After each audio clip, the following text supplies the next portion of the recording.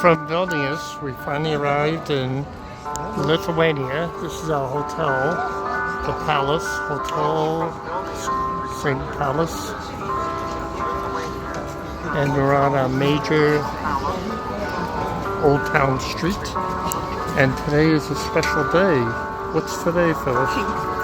It's Pink Day. We don't know what pink is all about, but it's Pink Day. And you see a lot of people wearing pink.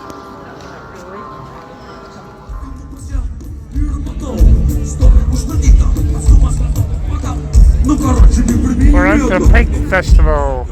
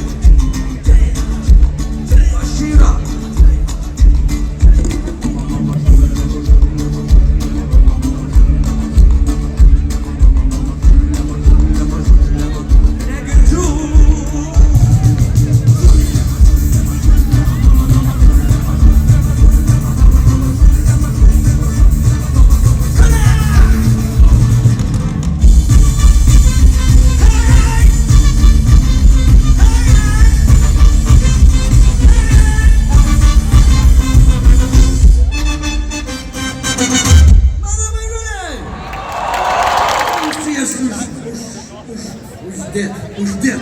Taip. Gal kas nors į Latviją žada atvažiuoti vasarą? Pakelkit ranką. Tai nevalgykit ten šaltybės. Jokių šaltybės. Čia išvis nevažiuokit į Latviją. Važiuojam visi. Kur? Į Venezuelą. Kasdieną plaukus man rauna žmona. Kažko jai maža, kažko negana. Paskolos smaugia ir klykia vaikai, o kai pagalvoji, tai buvo laikai. O buvo vesteno, jo degė krūtinai, o buvo ir meilė pati pirma. Manojo ypač trečia, o neištvers jau bėgsi čia. Bėgsi į nuostadą tolimą šalį, tada pamatysiu vėl žalę medžią.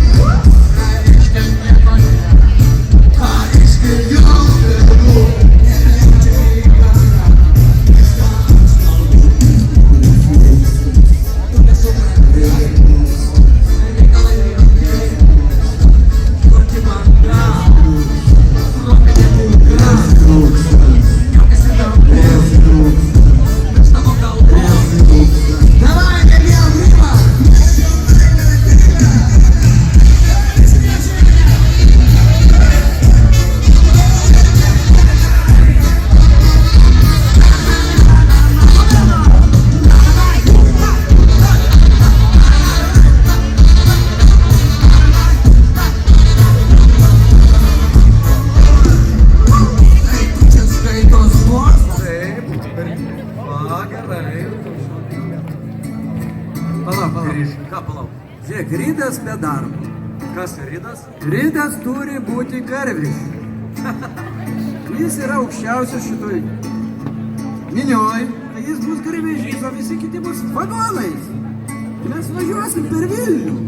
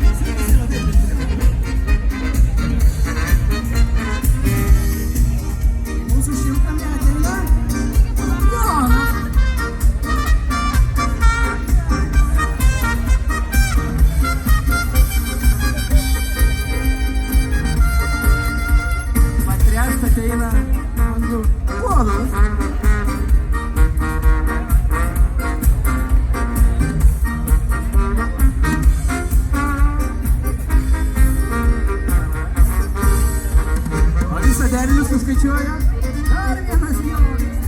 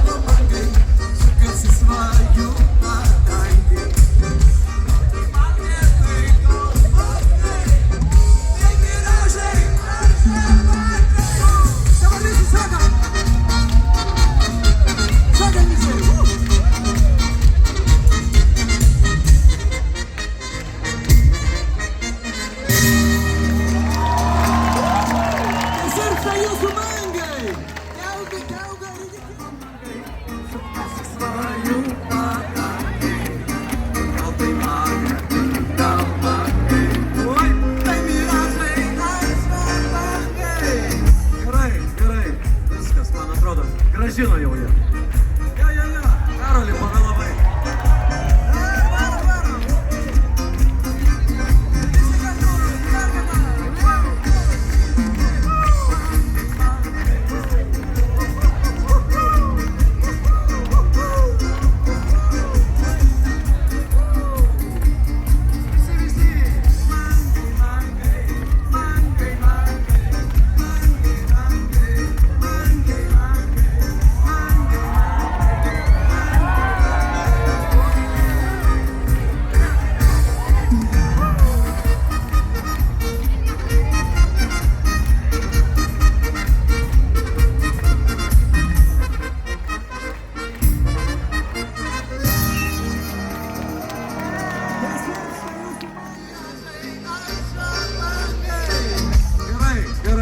Viskas, man atrodo, grąžino jau jie. Jo. Karoli, pavėlavai.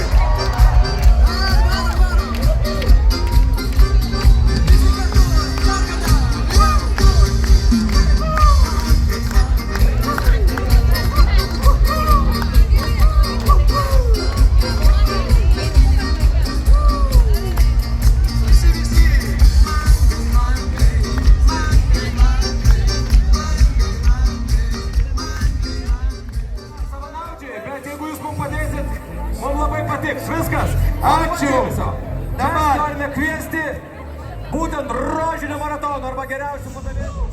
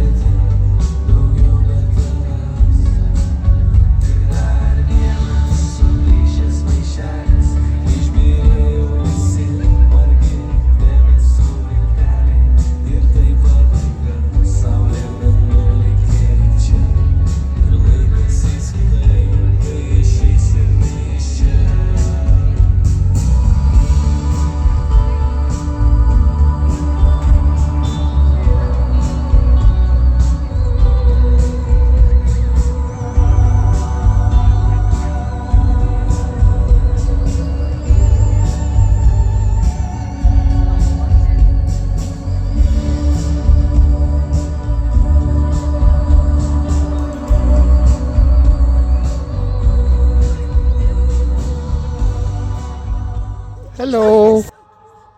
Very cute. Hello. He's so cute. He doesn't like us. Hello, hi.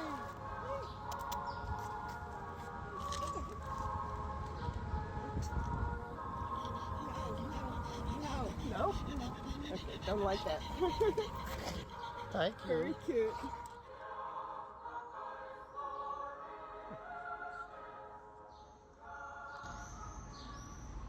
Soviet here, and what you need to know probably about this specific area is that Vilnius was damaged during the Second World War, but only 30%. And if you see that there is some kind of park, like here there is a playground for kids, or if you see that there is another some kind of park, it means that probably that place was bombed during the Second World War, but only 30%, what is kind of little comparing with Warsaw, which was devastated so much, or for example Riga, which also was devastated quite a lot. But here Vilnius survived. At some point, some of the buildings in Vilnius, old town, didn't survive because when the Soviets came here for the second occupation, they didn't know if there are Nazis waiting for them in the houses in the old town of Vilnius, so they were throwing the Molotov cocktails inside to check if anyone is around. And now we have a lot of historical pictures where it shows that the windows frames were in black as the building was on fire, and some of the buildings Soviets decided not to rebuild but just to demolish it. And so let's now come back to that time I told you, 1940, when Lithuania was occupied by the Soviets. The thing is that as we have been occupied by the Soviets in 1940, the Soviets put Lithuanians to the trains to Siberia, and in 1941 the Nazis came over. When the Nazis came over, they decided to split Vilnius into two parts, into the small and big Jewish ghetto. Now we are standing in the small Jewish ghetto territory. It's all of this territory and behind those houses. This is the place where Nazis were keeping approximately 10,000 Jewish people, mostly kids, disabled people, and also elders, all of those who were not able to work and do something for them. 10,000 people were kept here in this ghetto for 2 months. In the end of 2 months they were taken away from here, they were brought into the suburb of Vilnius, and all of them have been killed over there. Differently from the Western countries, what you need to know about the Holocaust in Lithuania, that all of those Jewish people who have been killed in the territory of Lithuania, they have been killed not in concentration camps, because here in Lithuania we didn't have concentration camps, but most of the Jewish people have been shot. And for this reason, the Jewish community tend to describe that the Holocaust here was even bigger tragedy than on the West, because here sometimes if we go to the archives, we can find the documents and we can even trace who were those murders. And this is what makes this tragedy even bigger, because you know the names, while for example in the concentration camps some of the things have been done anonymously, or those who were doing this gas chambers, they were killed themselves later on also. So this is how the Holocaust probably, or the murders during that time, different from here and Poland or Germany or other countries. Then we had the big Jewish ghetto opposite direction over there. It was the place where Nazis were keeping approximately 30,000 Jewish men and women, those who were in power and good health. They were working for them in factories and manufacturers in Vilnius, doing them clothes, doing some other stuff. Up until the moment they realized that Soviets about to enter into the city for the second time, the second Soviet occupation. And it was the moment when Nazis took 30,000 Jewish men and women, they brought them into the same place, into the same suburb, and they killed them all in the same surrounding. And now we have this massive grave in the place which is called Paneriai, but there are remains not only of the Jewish people, but you remember that Vilnius belonged to Poland before the Second World War started, so there are approximately remains of 20,000 of Polish people and 10,000 of Lithuanians, all of those who refused to join the Nazi policy and didn't agree to go along together with them. Even though here in Lithuania we are saying that we have a black spot, and that black spot in our history is the Holocaust, because Lithuanians were collaborating with Nazis to do the bad things. I have my own simplified explanation why it was going, which neither historians, neither sociologists probably wouldn't like, because it's generalizing the things, but in general, the thing is that in 1940, you probably know, the Soviets took us over. So as the Soviets took us over, for us Lithuanians as ethnic group, we saw the Red Army as our biggest threat or enemy. But the Nazis who came over, we didn't see them as the enemy. We saw them, or we treat them as the saviors. But it was totally different for the local Jewish people, who saw the Nazis as the enemy and the Red Army as the savior. And maybe it's not a surprising moment why we can find such kind of sentence in one of the diaries, like Anna Frank's diary Netherlands, the diary of a young Jewish boy, 13 years old. He was in the big Jewish ghetto over there, opposite direction, with his family. And where in that diary, the young Jewish boy is writing the sentence, "I hate Lithuanians, I'm waiting Red Army to come in." And of course we can understand why he didn't identify himself as a Jewish Lithuanian, because Lithuanians were not giving him food to eat. So it was all very big tragedy for the Jewish people at that time. And since 90s, when we got the independence back, we're trying to get back on track with the normal Jewish relationships, and there are so many things we're doing all together, which I'm not developing just because of lack of time, but there is one concrete thing which we can talk about, especially while being here in the city, is that we are trying to find out more of the greatest Vilnius synagogue. The greatest Vilnius synagogue looked like this. It was called the greatest because it was the most posh, it was the most fancy. Approximately 300 people could easily fit into that synagogue. And this synagogue was standing here in Vilnius, and it was built in the 17th century, somewhere around that time, according to the rule which we had in this region, in Lithuania, nowadays Poland, Czech Republic. If the Jewish people would like to have their own synagogue, the synagogue couldn't be higher than Roman Catholic Church. So they were building this synagogue not up to the sky but 2 meters to the ground, and this is how they extended the territory and the perimeter of the synagogue. It was half demolished during the Soviet bombings, and when the Soviets came here into the power, they decided to take it all off, and instead of that they built this primary school. So this primary school behind the trees and bushes, it stands on the territory of the synagogue, and now the archaeologists from Lithuania, Israel and United States, they're digging around this place, and 4 years ago inside the school in the basement trying to find out more what's left. And they already found the ritual bath for Jewish men and women called mikvahs. They found this holy place which is called bima, from where the religious leaders standing and reading the Torah for everyone. And they found some other evidences of the synagogue. Some of those findings you can find now exhibited in the Samuel Bach Museum. And who is Samuel Bach? Samuel Bach is a man who actually ran away, and he escaped from the big Jewish ghetto together with his mother. They ran away from that ghetto over there, and as far as we know, there were approximately the group of 40 people who survived, and Samuel Bach was one of them. They moved out with mother to United States, where now Samuel Bach is 93 years old, and he donated more than 300 of his paintings to Vilnius, and we created here a museum, or established a museum according to his name, Samuel Bach Museum, where you can find now his paintings mixed together with the findings from the archaeological excavation in the synagogue. So if you would like to find out more of this topic, then maybe Samuel Bach Museum can be an option for you to visit. Now, in this independent Lithuania time, we have approximately 4,000 Jewish people, so the community is not that big. Here in Vilnius, maybe 500 of them. So also not a big community in general here in the city of Vilnius. And this is probably the thing. Tomorrow, Monday, we have a Jewish tour. If you'd like to find out more about this or anything else, just join us.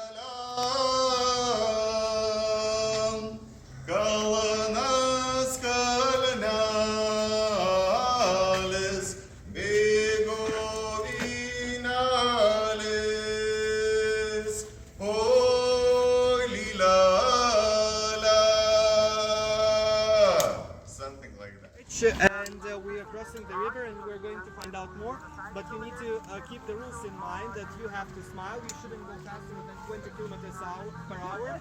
You should be interested in art, because that's why at the moment is a sign is over there. And also if you're not keeping those rules in mind and you don't follow them, then you can find yourself a little bit later in the river. So keep the rules inside. And this is Parliament. Ice, and it will transfer you over there. But I believe for this second option you will need to drink something stronger than just a beer. It's not going to happen right away. But well, this is the classical statues which we are creating, but you know that we're in competition with 2 other Baltic states, Latvians and Estonians always are trying to be ahead of us. And so Estonians are creating modern statue. And what is the modern statue? I'm going to show you in a minute. When you will stand here, I will stand here. You face this wall.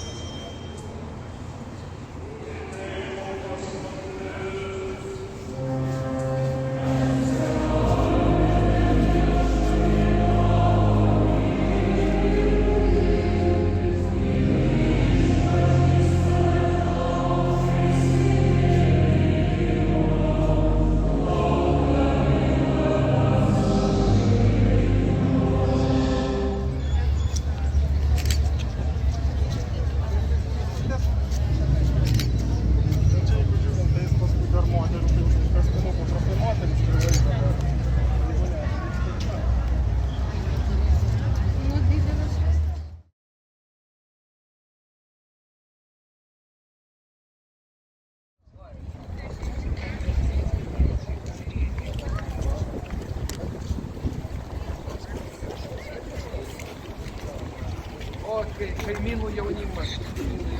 Gerai, prašom.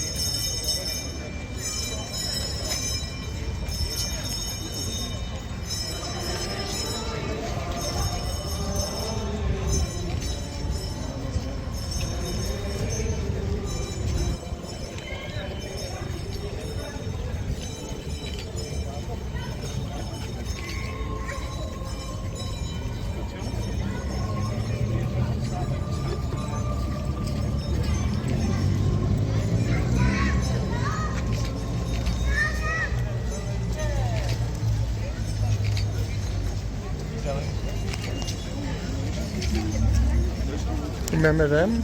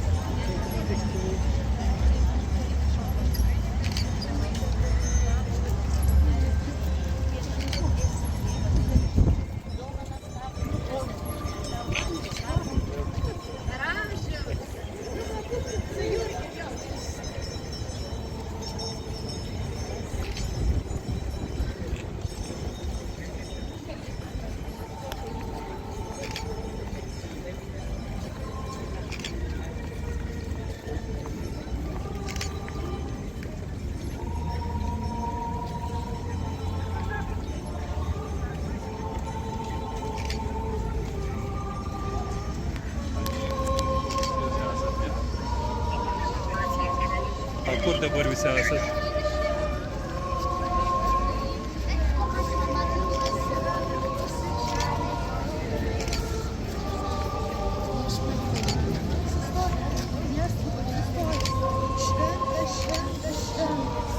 Viešpats galybių Dievas.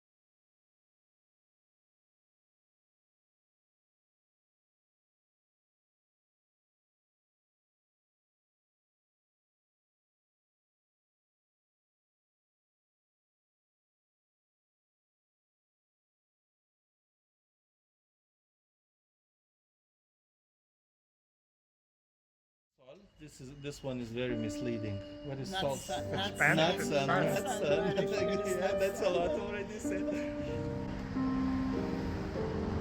Any ideas? It's salt. It's salt. It's like in Russian, in many Slavic languages, it's salt. So, and the last one, it's the most difficult, but maybe you will guess. Almost impossible to answer again. But prima. What does prima mean? One. What? Best. But okay. But what best? Not shop, but a product. A product. Best salt. No. No. The best salt shop. No. Okay. Also, it's even in Soviet times, it was quite popular to smoke Prima cigarettes. They were the strongest with no filter, like all really awful. When I was a kid, I tried once. I thought I would die. But people like that one. Back then, it was the best product. So wait, so there's shops. Those. Yeah, and So what was the salt? also naphtha. It's not oil. It's not that oil. It's naphtha. Burning lamps, like kerosene. Yeah. Almost 2 meters under it. Do you see a sign? Star of David. Yeah. There were already told that the people were moved from one part of the ghetto to another, from small to big one, and that. Let's say experts say, historians say that this area where the Star of David is, that fair area, fair wall, was the hiding place where the Jews were hiding. There were many of them, like actually thousands of such places. But again, it shows how attached were the people to the idea, and even in such circumstances, very grim. Like the only thing they needed basically to keep them alive. Of course, you need some food and so on, but the idea that basically, it's the process that we're going through, and there is a hope or aim or goal behind everything what is happening. Name, then date of birth, profession, which was very important for the bigger ghetto, because people were brought for different works, and then the address. And the address is Strashuno Street, house number 5, apartment number 1. And the most interesting thing is this, like you see, 1, same apartment, same apartment, same apartment, same All apartment. living together. Yeah, like 17 people, and apartments were not big, they were small. So let's say, and this lasted for a lot, for many months. So conditions were really harsh, and having this in mind, like many people were hiding. So there were even more people who were not like identified, not and there were listed, someone hidden, like in spaces created, like new spaces. So it tells us, let's say, about the conditions, and many Jews from other towns were also brought to Vilnius ghetto, mostly from other smaller towns in like this. So from here, from this ghetto, we have a beach 300 meters away from our apartment, forest also pretty much the same distance where you're killing site. When maybe you know, I'm sure you know already a bit about our history, what happened during the Second World War. It was not that we were occupied by Nazis in the first place. It was the Soviets that came, Russians, mostly Russians, in summer 1940. Although the Second World War started on the 1st of September 1939, by when Nazi Germany attacked Poland. And I don't know whether you know this fact, that 2 weeks later, after Nazis attacked Poland, Soviet Union attacked same Poland from the east, because Stalin had an agreement with Hitler. They divided the Eastern Europe into 2 parts, so they took their share. And when the two armies met in Poland, they organized a lot of joint parades. And there's plenty of videos, by the way, on YouTube. You can see Soviet soldiers marching together with Nazis in 1939 autumn, celebrating together, drinking champagne, eating Swiss chocolate, and a lot of joy after they defeated Poland. And so we were also occupied by the Soviet Union, Lithuania, and only in summer 1941, Nazi Germany occupied Lithuania. Almost 2 years after the start of the Second World War. And of course, Nazis they were killing also local people, but mostly it was Jews, also Polish, Roma, and only in 1943, so almost 2 years later, front returned back. So Soviet forces pushed Nazis out of Lithuania. And during that period, so from 1941, basically autumn, August, let's say till the middle of 1943, Nazis controlled Lithuania, and this was, let's say, the tragic period when the Vilnius ghetto was created, and people were brought to this place to be killed. Most of them were already here. Lithuanian, Hebrew and Yiddish. So it says the information is different. By the way, 4 times the plates were changed. So accordingly, like depending on the authority.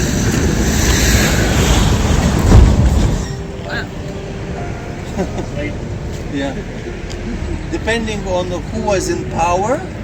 Even during Soviet times, plates were changed, and mostly the number of killed were grew bigger. During Soviet times, simply the reason was simple, to show how Nazis were bad and how Soviets were good, and were saving people. So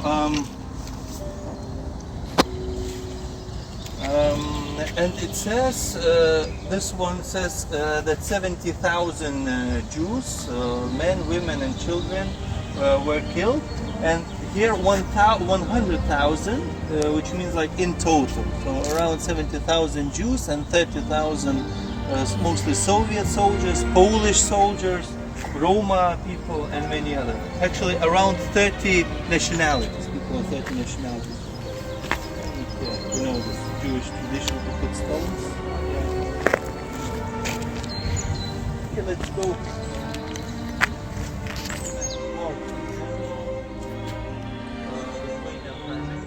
So mostly officials, but also, let's say, ordinary people come also to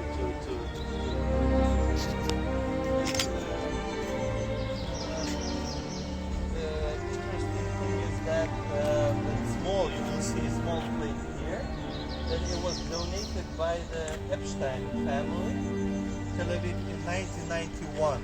So again, it was built on the money of, let's say, one family, private people. So a lot of controversy about such places everywhere, but like everything has a very complicated history and impact. And let's move on. We will make a small circle to see, of course, the pits. But I will tell one more thing about the Soviet time, like after the Second World War, went to the Soviet Russia. But after the Second World War, it was not so easy for them to leave the Soviet Union. Maybe you know this fact. Only in the early 70s it became possible for them to leave. But before that, it was it was like a blackmail strategy, policy. Like Soviet authorities were demanding money, like to pay. So the Jews to pay for them were shot or beaten. happens and fell covered a bit with ground and new wave. And there were several waves of mass killings when thousands of Jews, not only Jews, were killed. Okay, let's move on to one more. 27, actually 18 men, and there are 4 women who were mostly preparing food. By the way, Germans were even giving them wine. I mean, for them to, let's say, create more or less good conditions for them, because it was in their interest for the team to function well and do the work they need to do. So these are one of the let's say instruments or machines, very simple one. There were dozens of such found. Basically, from one side you put the body, then it goes to the other side into the fire to be burned. And when the team was almost done with their task, there were some still left, not burned. We made an attempt to escape.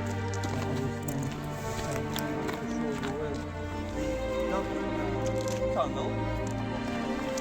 They dug a tunnel almost like 80 meters. The different versions, different sources, the length of the tunnel differently. But they dug this tunnel with spoons, by the way, when they were given spoons. And so the plan was that the last one who will exit this pit will pull the stones, and for the Nazis not to let's say notice it, that they escaped via the tunnel. But something went wrong. Maybe one stone fell, or simply some German decided to come closer because they were a bit further away from the pit, not all standing like me now. They were further away.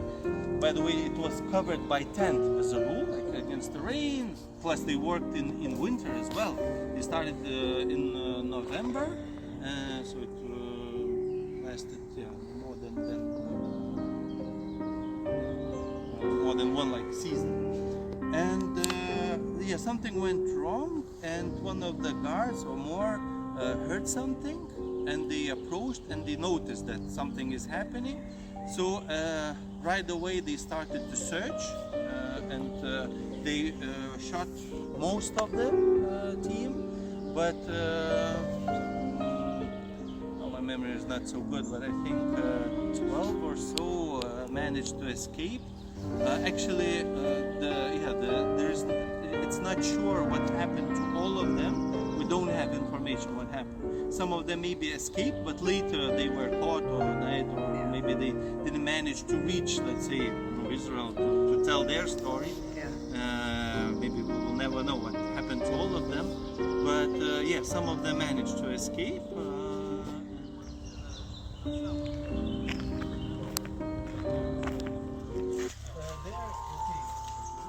We're in Trake.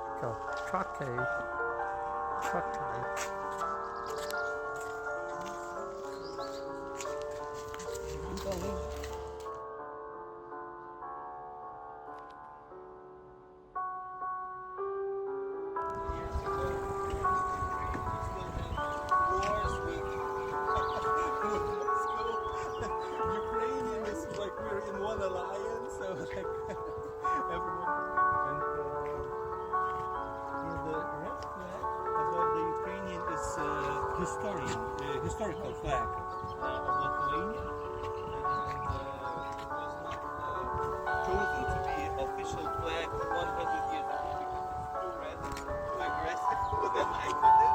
That's why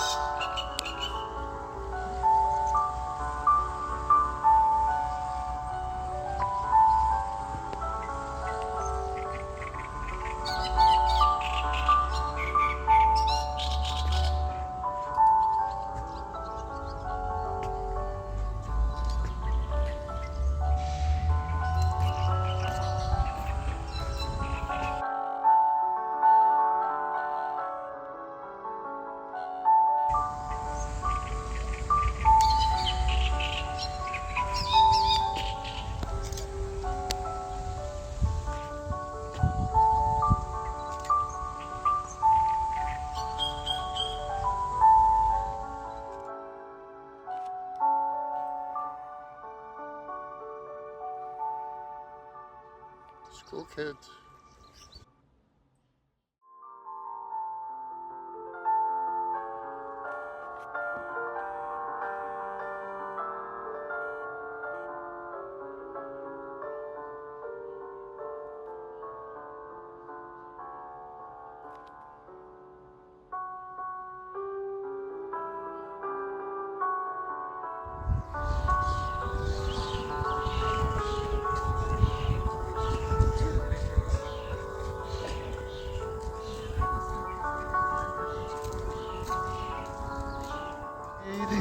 An empanada. Something with a K?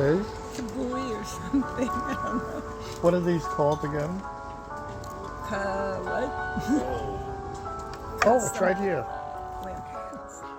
You can keep it.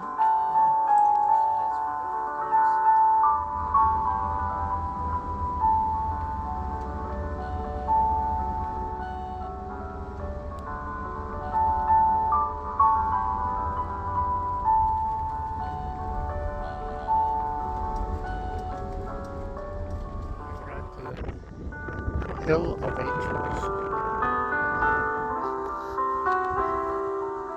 All these different kinds of angels.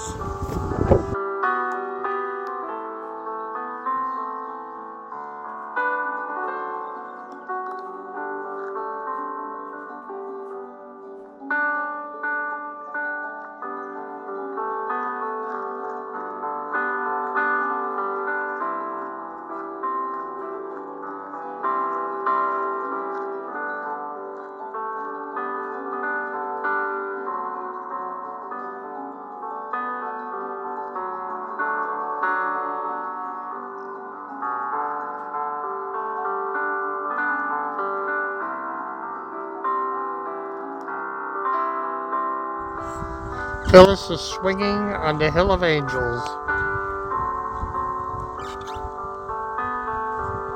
My angel is swinging on the Hill of Angels.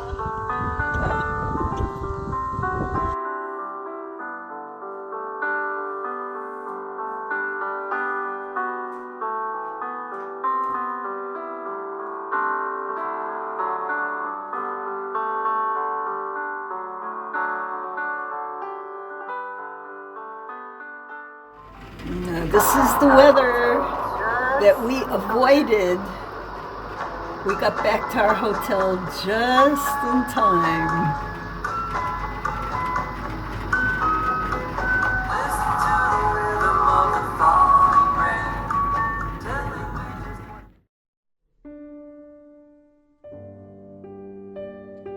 We're in the Choral Synagogue in Vilnius, the only synagogue that wasn't destroyed during the war. And this is an active synagogue, Orthodox. And I'm in the women's section.